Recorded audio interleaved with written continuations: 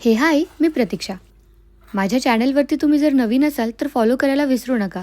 या चॅनलवर मी माझे फूड रेसिपीज, काही ट्रॅव्हल व्लॉग्स आणि आमची इथली लाईफस्टाईल असे काही व्लॉग्स बनवत असते. आज आपण सुरुवात करूया मिसळपासून. मिसळसाठी आधी एक आपण ओलं वाटण बनवून घ्यायचं आहे. दाखवलेले सगळे मसाले टाकून आपण 1-1.5 मिनिट त्याला भाजून घेणार आहोत आणि भाजलेला पूर्ण मसाला थंड होण्यासाठी साईडला ठेवून द्यायचा. तोपर्यंत कांदा मी अशा प्रकारे भाजून घेते कारण आपल्या मिसळला एक स्मोकी फ्लेवर या कांद्यामुळे येतो. कांदा आणि भाजलेले मसाले थंड होईपर्यंत वेट करावं लागतं. तोपर्यंत मी मटकी उकडायला टाकली आहे. मटकीमध्ये मी 1 लिटर पाणी टाकलं आहे.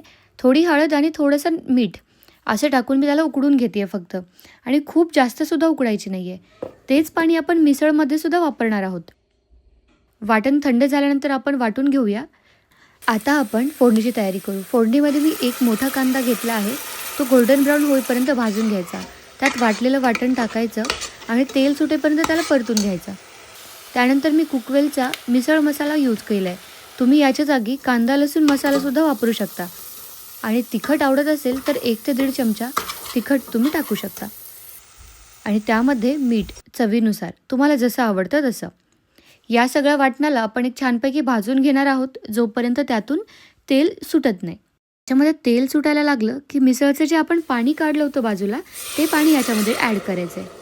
माझं ऑलमोस्ट 1 लिटर पाणी असेल. ते सगळं पाणी मी याच्यामध्ये टाकून दिलं आहे.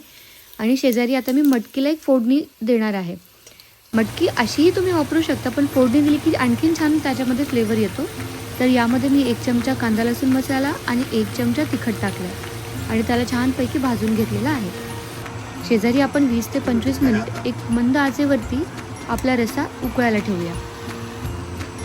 छानपैकी रस्सा बनवून झाला म्हणजे त्याला तर्री सुटायला लागली, वरती तेल वरती आलं की आपली मिसळ रेडी आहे असं समजायचं आणि तुम्ही सर्व करू शकता. दिसतीये ना एकदम झणझणीत अशी मिसळ. जर तुम्हाला ही रेसिपी आवडली असेल तर माझ्या चॅनलला नक्की फॉलो करा, कारण पुढच्या काही व्लॉग्समध्ये मी याच्याही पेक्षा सुंदर सुंदर अशा रेसिपीज घेऊन येणार आहे. प्लस आमची इकडची जी लाईफस्टाईल आहे त्याचे पण तुम्हाला खूप छान असे व्लॉग्स पाहायला मिळतील. भेटूया पुढच्या व्लॉगमध्ये. तोपर्यंत स्टे ट्यून्ड आणि तुम्हा सगळ्यांना नवीन वर्षाच्या खूप खूप शुभेच्छा. Wish you a very very very happy new year.